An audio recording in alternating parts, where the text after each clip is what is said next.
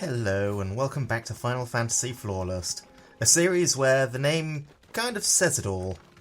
If you haven't seen the previous parts, they're linked below in the description, covering Act 1 and Act 2 respectively, and the majority of details regarding the challenge and build are also covered in Part 1. This time we're going through Act 3, where we're getting into the really juicy bosses, ones that require us to up our firepower, which led to the first permanent build change. See, I had an epiphany that, in terms of function, Giga Flare is very similar to Ignition, especially when its length stops it from being used most of the time until the stagger phase, or select instances for the added mobility. Upon also learning that the cooldown isn't too much longer and you're also invulnerable during the cast, it became a no-brainer replacement for the rest of the run, and with the amount of stagger it's beginning to take to down a boss, it often gets twice the value Ignition ever did. Sorry Ignition, we still love you, but you're just being outperformed by a newer, younger you. We've also reached the point where Breath of Lightning, Judgment Bolt appears, so that's been upgraded for a healthy 18 seconds off cooldown. With that build update out of the way, let's begin with the next wave of boss battles.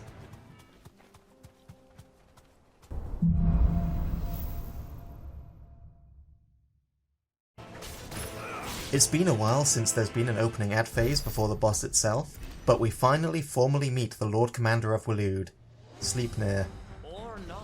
Sleipnir has a lot of flurries, and will always begin with one. Fortunately, doubling up the counters is enough to beat it, though to get the Rook counter off properly you have to wait until time returns to normal after the Raging Fists before using it. After this, Sleipnir alternates between marking you with a Darkness Ring or throwing a Darkness Orb, followed by another flurry. The orbs caught me a few times since they're a much slower projectile than ones other bosses tend to use, whilst the Ring of Darkness doesn't go off until Sleipnir's flurry is finished, essentially adding one extra attack to the chain to dodge, assuming he's not staggered out of it first. After the first time you stagger Sleipnir, we have a cutscene where he brings out Gungnir, changing up his moveset quite a bit. Aside from having more than one type of flurry now, they mostly have an extra hit in them, so whilst double counters still work, unless you cause a stagger state with them, you have more to dodge. I tended to go for a block most of the times, as whilst it didn't always get the perfect block, it was still enough to prevent the damage. Sleipnir also has more ranged options at his disposal. Alongside the orbs, which he can use 2 of in a sequence now, he also has 2 attacks that fire projectiles alongside the attacks themselves. The Laser Stab, which you first dodge in the cinematic, and a Wave Slash that he likes to open the phase with. Scar of Nibelung comes into play as the first named attack, which is a ground slam shooting out projectile waves that with enough distance can be walked through, but usually I dodge through them early to fully capitalise on the recovery from the initial slam. The final moveset update happens at around 30% health, starting off with Dead Man's Bria. This move has 3 short stages, beginning with a lot of raining projectiles to dodge, followed by 3 larger impact zones that send out shockwaves that I tended to jump over, and finally it ends with 2 simultaneous impacts, followed shortly by Scar of Nibelung. I found the best method was standing back, jumping both shockwaves at once, and dodging through Nibelung to attack Sleipnir. 2 new named moves appear in this phase. Creeping Darkness summons a large number of orbs that close in around you, though there's a gap for you to walk out of when it comes up, and Ratatoskir, which summons a cluster of falling projectiles seen at the start of Dead Man's Bria. From here, it's merely a matter of staying one step ahead of Sleipnir's strikes, and he's down for the count. Another Medal of Valor to add to our belts.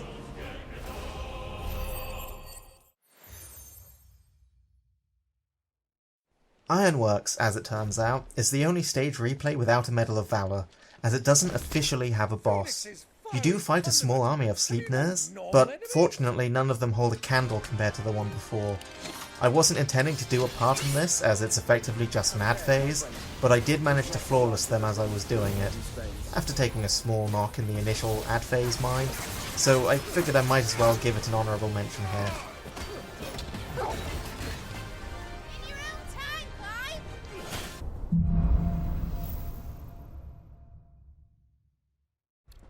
Clashing with Barnabas on the seafloor, we have our final easy fight of the run, as the fight is essentially 2 DPS checks.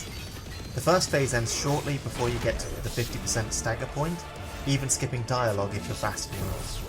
During this stage, outside the opening Wave Slash, most of the moveset is freeform, though only single hit attacks are used. The most noteworthy attack in this stage is the Iaijutsu Strike, where Barnabas sheaths his sword before it flashes, has a single strike attack that leaves a lingering field of slashes. Not only is this the slowest attack in his arsenal, requiring a later dodge, the lingering effect will cause issues if you dodge back or counter move. Counters have a window to dodge out before their invincibility ends, sometimes even netting you an extra dodge counter. Most of the time, however, I'd recommend dodging to the right, getting behind them, and taking the chance for some extra hits. You'll also notice every now and then Barnabas parrying your hits. This works similarly to Hugo's counter, but where his is passively ticking up, Barnabas only cares about attacks during that window, allowing you to stop, leading him to naturally moving on to another move, or getting in enough hits to trigger his counter, which comes out quite quickly, but also gives you an extra window to strike in. The Iron Flash phase, where you have to press the attack, is meant to be lost, but does have a threshold of damage you have to reach first. Playing defensively and not attacking at all just leads to the fight looping. Opening up with a full-scale Lord's Measure, this attack is intimidating at a glance, though does have large open spots where you can safely stand as the attack goes off. Gungnir is a projectile attack, which is easy enough to dodge, especially as usually the shockwave aligns with a dodge counter to be a non-issue. However, it does also leave behind an area that will deal damage if you stay in it. Barnabas's attacks now are also 2 strikes instead of 1, though if you trigger his parry counter attack, those still remain as single strikes. Double countering is viable, and given the DPS focused nature of this stage, it's preferable. In this instance, making the countdown to Iron Flash begin, effectively ending the phase and the fight. A rather healthy cutscene later, and we're given our participation medal.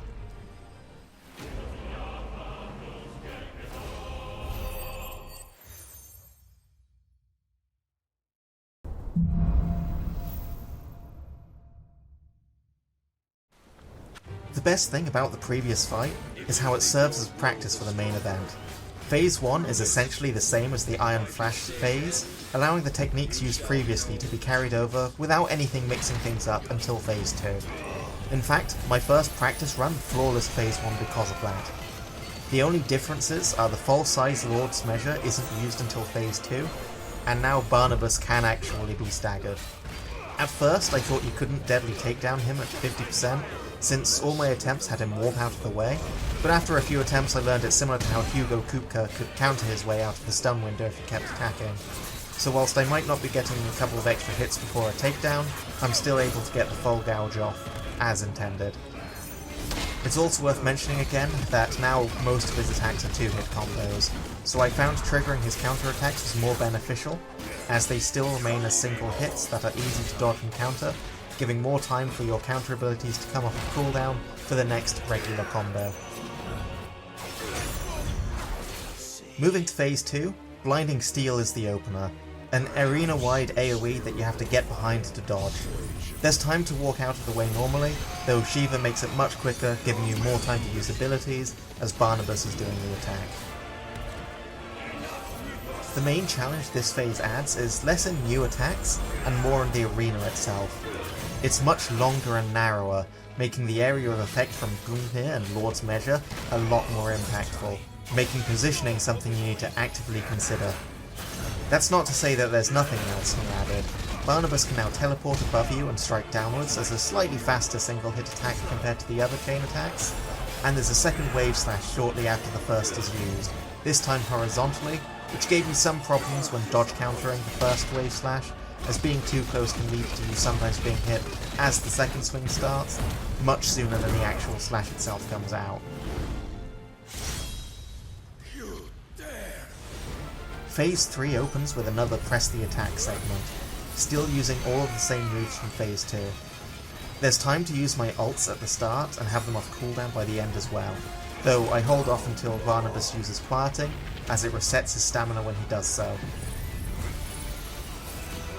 He follows this up with Great Divide, a very slow 3-hit combo going vertical, horizontal, and vertical again with a giant beam. There's plenty of time to get hits in between each swing, and getting behind the final hit is a great time to use abilities thanks to a large counter window. Lord's Measure now leaves residual lasers from above, forcing more careful movement as you dodge through Gungnir. Barnabas also begins to warp out of some of his combos, changing into another follow-up attack instead.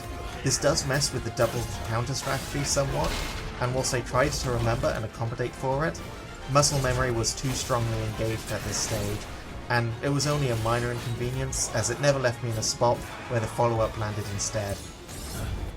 The final portion of the fight is still mostly the same after a brief stint of dodging Odin's slow-ass attacks and Circle of Malleus, both of which don't provide great counter opportunities, and so are more just a matter of dodging, though Barnabas' landing impacts and follow-up strike after Circle of Malleus were ideal for countering. Everything the fight has to throw at you has already been covered, barring a slightly different Lord's Measure layout, and it's just a matter of time before you put Barnabas in his place.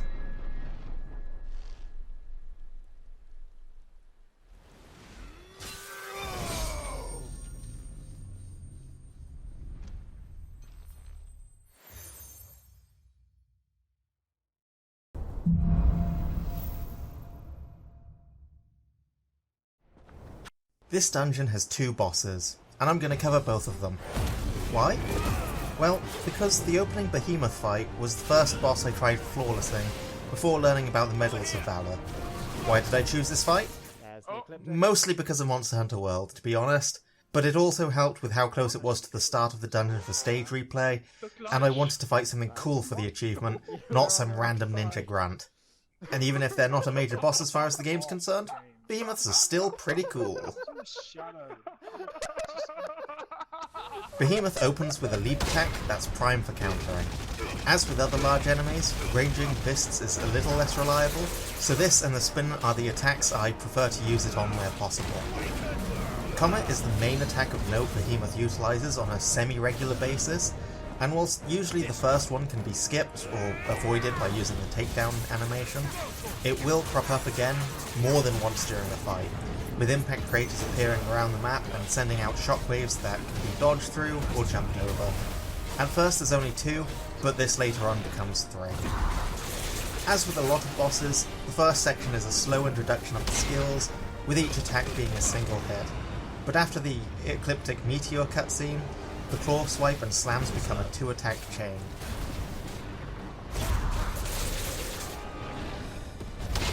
Ecliptic also introduces Maelstrom, which spawns a tornado on top of you after a short while, and is followed up by lightning strikes. It tends to be easy enough to walk out of the way, but Shiva's extra distance helps too.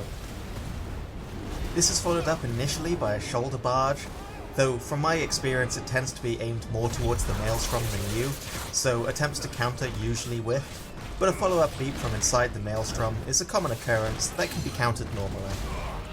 At the 30% mark, Behemoth likes to use Meteor, which summons a lot more zones compared to Comet, and instead of large shockwaves it leaves flaming AoEs for a decent amount of time, forcing you to move quite a bit to stay on a safe spot of land.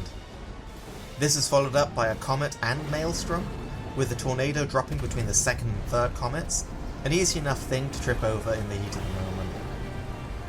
There's not much else left to the Behemoth fight, outside of the fact that it takes itself out at the end.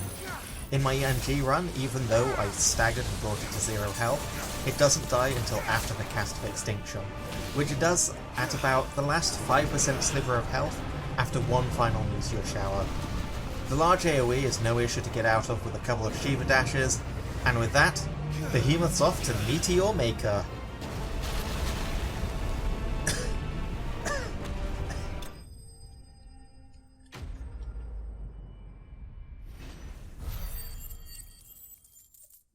Ultima, or Necron, as the Medal of Valor calls this form, whilst maybe not the most time-consuming boss for me to beat, I feel like in terms of total attempts, this one has taken the most so far, as where Titan and Bahamut were long fights, Ultima's short stages were a lot more hectic to circumnavigate, but with shorter cutscenes between stages it meant each attempt had less cutscene downtime.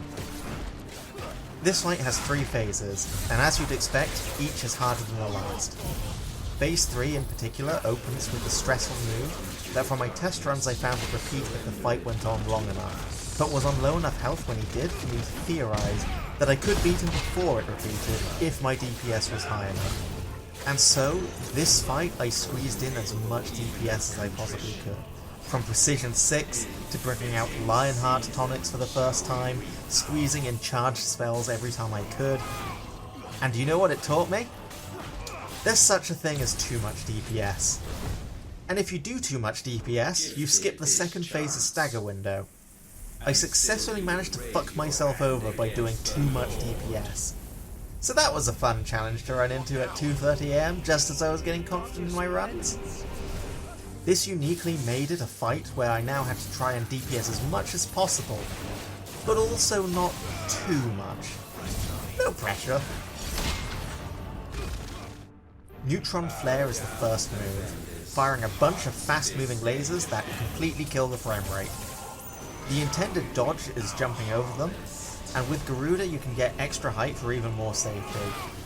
Though be aware they do shoot up before they go to the sides, so you can't use Garuda too prematurely.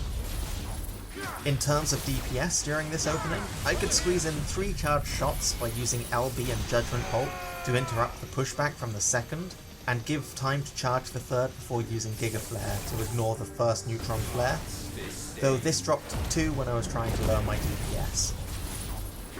If you get close to Ultima, the next move tended to be this backwards dodge slash that's too fast for Raging Fists, but can be caught by Rook's Gambit. From there, Ultima branches into either Graviga or Gathering Storm. Graviga is a slow projectile that homes in on you, but the homing can be negated by dodging through it, whilst Gathering Storm is a delayed lightning strike on your position. Both are followed up with an Ice Spear projectile, which at point blank range comes out very quickly.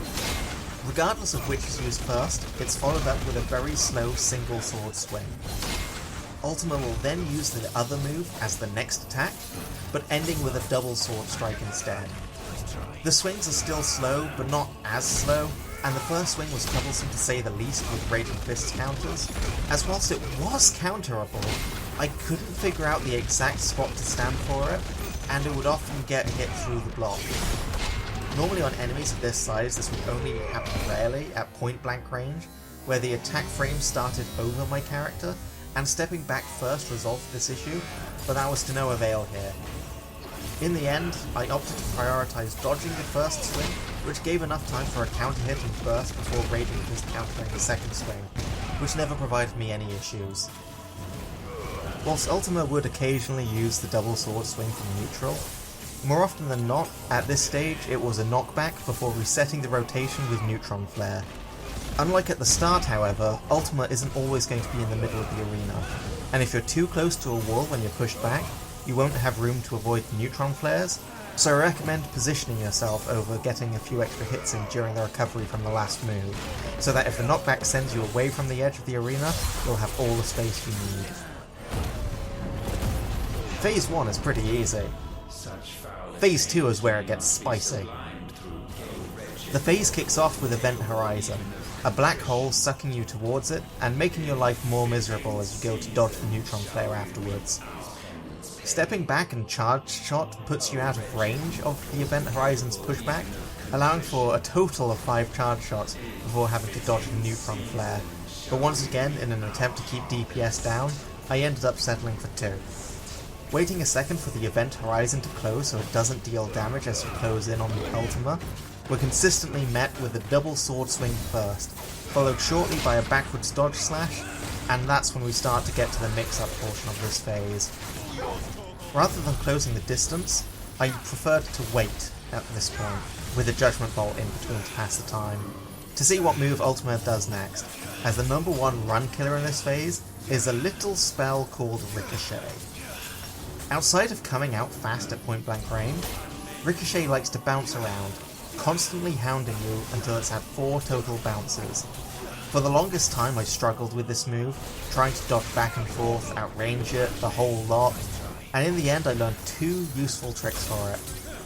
Number 1 is Shiva's dodge can get you a lot of distance fast, and whilst it will chase you down, it can buy you the time you need to react to it after Ultima's other attacks. Number 2 is it can't go up. which proves invaluable when it's used in conjunction with Neutron Flare, as you can Shiva dodge out of the initial set of lasers, shoot yourself airborne from the side, and watch as it bounces helplessly beneath you. This second point in part explains why this phase ends up being so much more difficult. The moves on their own aren't difficult to avoid. Even the extra ice sphere does little to challenge things. It's the fact that the skills are used in conjunction with each other, making a small set of moves have a large amount of potential variations that have to be reacted to differently. But we're getting slightly ahead, as before Ultima begins chaining Ricochet and Reverie with Neutron Flare, we have the initial Mark of the Storm or Ricochet, both of which are accompanied by the two Icicle Spears. After which Ultima will do the single slow sword lunge at you, followed by an opening, which is normally where I'd get the stagger, before moving on to the second Neutron Flare stage. As mentioned, this one comes with either Reverie or Ricochet, and whilst dodging to the side and going orbital works with both, I preferred trying to dodge through the Reverie first to avoid it stopping below me and sucking me in as I try to land. From here, Ultima tended to mix up whether it was a backwards dodge or double slash, before going back into the Ricochet or Mark with Ice Spears attack, being the opposite one to whichever one started the phase. The final part of this phase is signified with Event Horizon again, this time used in conjunction with Mark of the Storm before in Neutron Flare. This caught me a couple of times either from dodging too late from the first delayed lightning bolt, or more commonly dodging to the side of a lightning bolt into a laser. The second delay strike happens just after Neutron Flare ends, and this one I never had any issue getting out of the way of, wrapping up this phase quite nicely with a healthy chunk of stagger damage.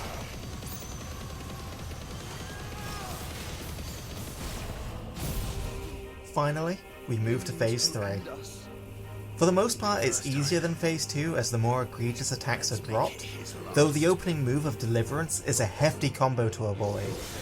Most runs that failed at this stage happened here, and was in turn the main reason why, unlike most other bosses where I only had 1 or 2 full practice runs before taking it stage by stage, every successful phase 1 fight I continued through to phase 3 even if I got hit, until I got the dodge timings down for it. In the end, my final method was Rook's Gambit to counter the first hit, which had enough time to land before Raging Fists countered the first fast swing. During the slowdown at the end there's enough time to perfect block the next swing, but no counter attack. After a small delay I dodge right, get a single hit and burst in before dodging again, have a tiny delay before the counter hit, and dodging the uppercut, by which point Rook's Gambit is back up to counter the slam back down. The stress of that attack being dealt with, you have a decent chunk of time to get in some heavy hits before Ultima starts attacking again. From my experience, most of the previous phases moves are gone, with the exception of the sword attacks, and are replaced by a couple of new ones. First, there's a flaming sword sweep that leaves lingering flames and ends with a 360-degree slash. Unless stunned out of it, he'll do this twice in a row. After teleporting away, he'll reappear either at a distance with a beam of darkness, or closer where, after a short delay, he'll conjure a large fireball that lingers for a second, making it safest to get behind Ultima before counterattacking this move. There's also 2 stage-wide named moves Ultima will use between his sword combos. Frostbolt summons an array of lightning and ice to rain down on you, most of which can be dodged with some careful footwork. There's also Eternal Darkness, a string of beams that goes outward across the arena. My ideal strategy was standing by the edge of the first beam and dodging into it near the end, as you have to dodge one of the beams eventually anyway, so the first made the most sense to get the most damage in. It is, however, also safer to ignore entirely by countering it with a beam of my own, and in my successful run, Gigaflare did just that. With both those moves used, the next time a named ability would come up, it loops back to Deliverance. And so, with a sliver of health and stamina left, I dodged a couple of regular attacks, pushed through as much damage as I could, and clinched the fight by the skin of my teeth.